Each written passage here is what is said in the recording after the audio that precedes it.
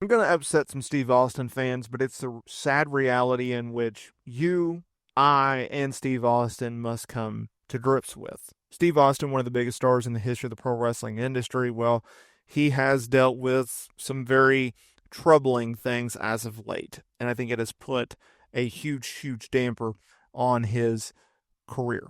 Now, look, Steve Austin, we haven't seen him at WrestleMania in the last few years.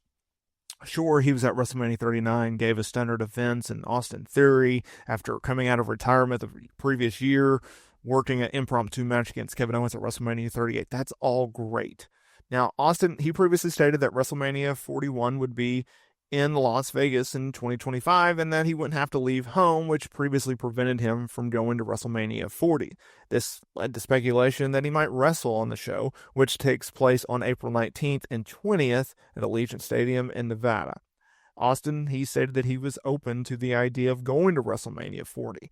His big thing as he lives out in Nevada is the fact that he doesn't like to travel. After years and years and years, he doesn't like to travel, and so that prevented him from going all the way to Philly, across country, to WrestleMania 40, where he reportedly was going to be involved in the Cody Rhodes versus Roman Reigns match, ultimately being replaced by The Undertaker.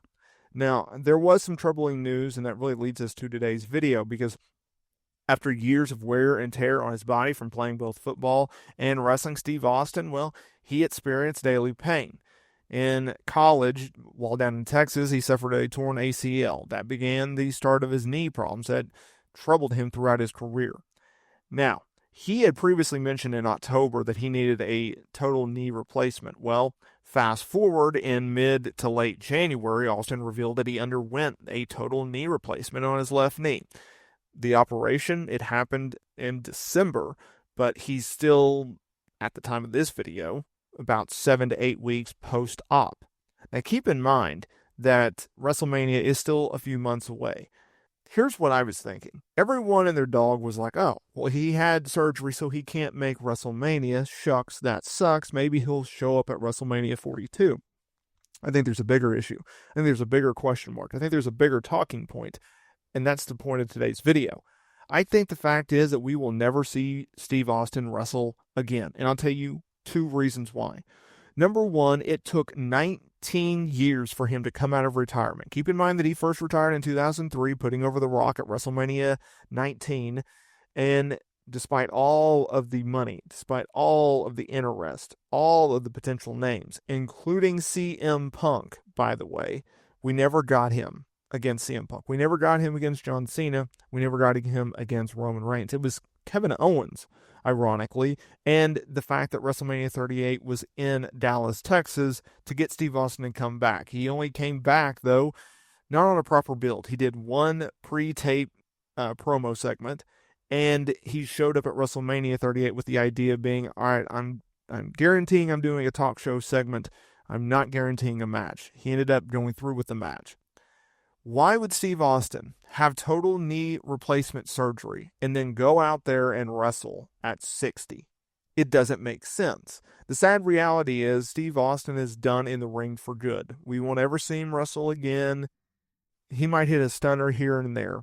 Historically speaking, as a guy that's covered pro wrestling for a decade now, well, I'm really aging myself, 12 years now, full time. Wrestlers don't have surgery and then they go, especially older guys.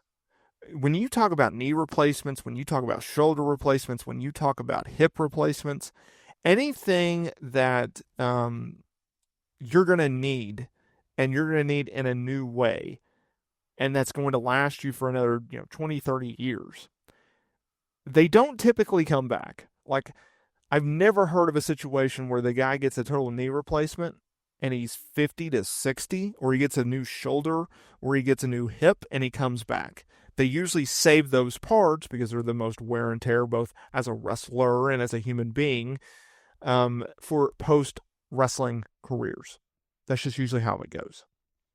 So I think it's done. I think Steve Austin is done. I don't think Steve Austin is coming back, and that sucks. That sucks as a Steve Austin fan. That sucks as a guy that grew up as a Steve Austin fan, a kid that grew up in the Attitude Era. I mean, that was my bread and butter. Now, admittedly, I am a Rock fan.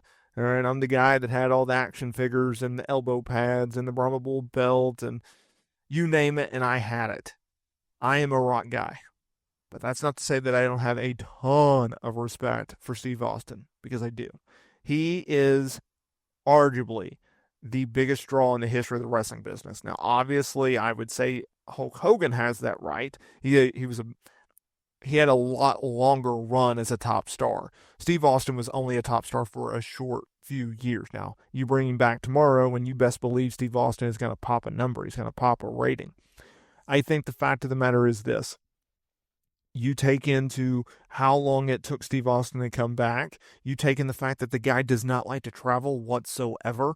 I don't know. I don't see him showing up at WrestleMania 41. You know what? I take that back. Could he show up at WrestleMania 41 and say hi?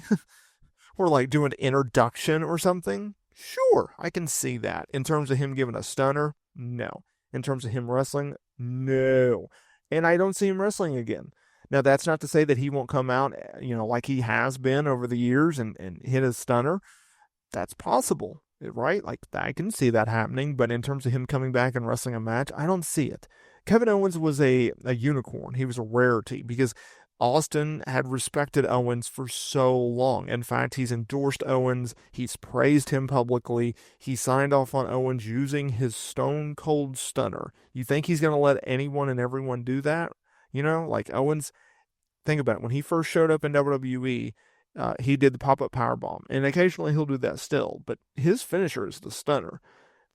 That's because of the respect that he has for Austin. That is because he grew up watching Austin and respecting Austin and appreciating what Austin has done for this industry, what he's been able to do for the pro wrestling industry and WWE, and all of the miles and all of the time missed with family that this man has put in to put the business to where it is today.